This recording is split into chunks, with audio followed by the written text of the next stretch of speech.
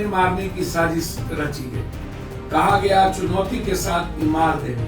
3-4 करोड़ रुपया मरवाने की कोशिश, लगातार प्रयास जारी है। Type 47 मंगाए गए, किसी को मारने की साजिश। ना मेरे पास कोई सुरक्षा गार्ड है, ना मैं हाय तौबा करता हूँ आम आदमी की तरह। नमस्कार, आप लाइव सीरीज देख रहे हैं। आपके साथ मैं हूं वसीम खान। पप्पू यादव लाइव आकर कह रहे हैं मुझे मारने की रची जा रही साजिश, मुझे मार देंगे। देखिए, चुनाव के वक्त से ही साजिश रची जा रही थी। पप्पू यादव कह रहे हैं AK-47, 36 सब तैयार, करोड़ों की बात। सबसे पहले आप पप्पू यादव को सुनिए, क्या कुछ कर रहे हैं।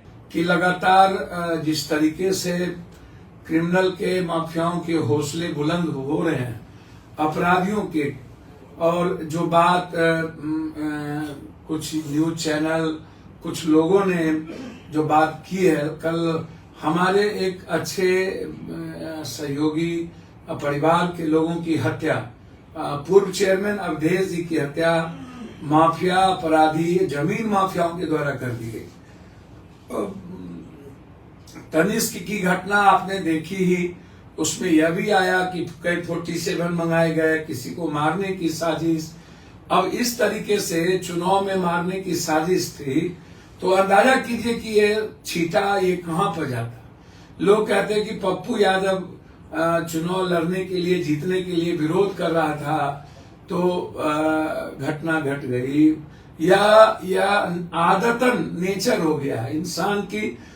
बिहार के विभिन्न जिलों में लगातार हत्या, मर्डर हो रहे हैं, घटनाएं प्रकाष्ठा पर बढ़ चुकी है। ये किनकी जिम्मेदारी है? आपको तय, आप सरकार से क्यों नहीं पूछते? मैंने कई बार कहा, बड़ी बड़ी बात मैं नहीं करता हूं। आपने हमें दायित्व दिया है सदन में आपकी आवाज उठाने की, सदन के सड़कों पर आपके लिए लड़ने की। निश्चित रूप से शनिवार को मैं डीजी से मिलने का प्रयास करूंगा। कल तक मेरा हाउस है, गंभीर चिंता का विषय है। मैंने पहले भी कहा था कि चुनाव में हमें मारने की साजिश रची गई। कहा गया चुनौती के साथ मार देंगे। मेरे खिलाफ कई 47, 56 कई चीज व्यवस्था करके 3-4 करोड़ रुपया मरवाने की कोशिश, लगातार प्रयास जारी है। और आपको पता है कि ये बचपन से ऐसी आदतन स्वभाव हो गया है, सुनते सुनते मैं इसको नहीं लेता। ना मेरे पास कोई सुरक्षा गार्ड है, ना मैं हाय तौबा करता हूँ आम आदमी की तरह अकेला आता हूँ आपके बीच में लड़ता हूँ।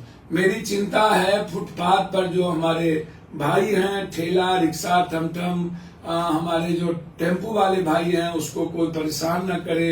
फुटपाथ पर जो जीविका जीता है, लगातार फॉरेस्ट विभाग वाले परेशान कभी कर देते हैं, कभी किसी को नगर निगम वाले परेशान करते हैं।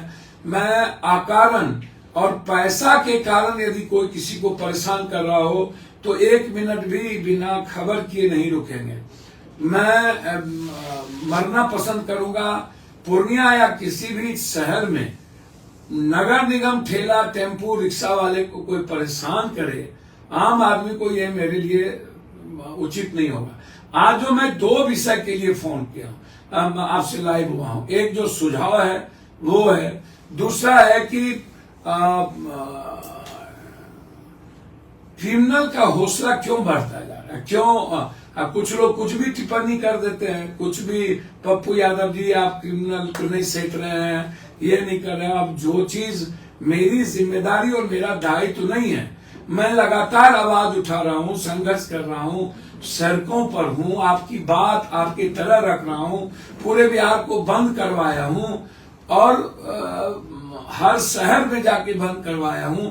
तो फिर जो घटना घटित हो रही है, या कनिष्क में जो लोग हाय तौबा मचा रहे थे, जो मंत्री संतरी बहुत सारे लोग गए थे, जो खुद ही बैंक डकैती में बहुत सारे लोग इन्वॉल्व रहे हैं, जिसने लूटा है, गार्ड को मारा है, कई सारी चीजें। और आज जो लोग हैं, यही गुलाब बाग के भी डकैती में, समझा जिनका नाम लिया, वो गुलाब बाग की डकैती में भी था। ये लोग जो सुबोध या कोई मंटू, मैं नहीं जानता हूं, कि ये लोग कहां से हैं, कौन है, किन के साथ गाइडेड है। आप सोचिए ना। और ये लोग क्यों किसी मंत्री को मरवाना चाहते थे, काहे क्यों मारना चाहते हैं? मंत्री ने क्या किसी का बिगाड़ा है, या कोई विधायक एमपी को ये लोग क्यों मरवाना चाहते हैं, या पॉलिटिकल क्या किस हैसियत से इनका इतना मनोबल क्यों बढ़ा हुआ है? क्या कारण है? निजी दुश्मनी है, राजनीतिक दुश्मनी के चलते, या कोई बढ़ रहा है तो उसमें तकलीफ क्यों होती है? आप भी बढ़ो, आप अच्छे समाज में जाओ। हथियार के बदौलत यदि किसी को मार के कोई बढ़ना चाहता है, और जातीय आधार पर आप ही लोग ना ऐसे लोगों को तवज्जो देते हैं, कौन देता? उसमें मैं कहां हूं? आप हमको बोलिए कि यदि कोई भी कास्ट का क्रिमिनल आपको नजर आएगा कभी पप्पू यादव के इर्द गिर्द भी, या कोई भी कभी भी कोई माफिया, तो आप जरूर लिखिए कि ये माफिया आपके साथ देखा गया, हम दोबारा आप उनको नहीं देखिएगा। लेकिन गलत अवधारणा के कारण और एक कुशित मानसिकता, जो आप कास्ट से निकलिए, हम लोग कास्ट के दायरे में नहीं है।